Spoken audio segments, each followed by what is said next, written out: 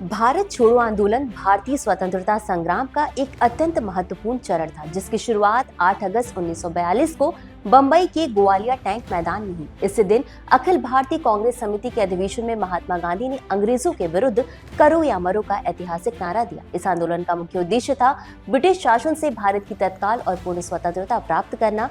इस आंदोलन की पृष्ठभूमि द्वितीय विश्व युद्ध से जुड़ी हुई थी, जब ब्रिटिश सरकार ने भारतीय नेताओं से परामर्श किए बिना ही भारत को युद्ध में शामिल कर लिया, जिससे देश में असंतोष बढ़ गया। साथ ही क्रिप्स मिशन की असफलता ने भी यह स्पष्ट कर दिया कि ब्रिटिश सरकार सत्ता हस्तांतरण के प्रति गंभीर नहीं। आंदोलन प्रारंभ होते ही महात्मा गांधी, जवाहरलाल नेहरू, सरदार पटेल तथा अन्य प्रमुख कांग्रेसी नेताओं को गिरफ्तार कर लिया गया। नेतृत्व के अभाव में यह आंदोलन जन आधारित और विकेंद्रित रूप से फैल गया। देश के विभिन्न हिस्सों में छात्रों, किसानों, मजदूरों और महिलाओं ने सक्रिय भूमिका निभाई। कई स्थानों पर हड़तालें, जुलूस और विरोध प्रदर्शन हुए। कुछ क्षेत्रों में समानांतर सरकारों का भी गठन हुआ, जैसे बलिया, सतारा और तामलुक। यद्यपि आंदोलन का मूल स्वरूप अहिंसक था, फिर भी कई स्थानों पर सरकारी संपत्ति को नुकसान पहुंचाने की घटनाएं हुई।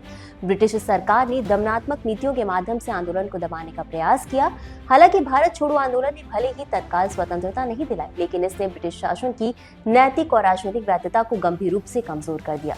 यह आंदोलन इस बात का स्पष्ट संकेत था कि अब भारतीय जनता ब्रिटिश शासन को किसी भी रूप में स्वीकार करने के लिए तैयार नहीं है।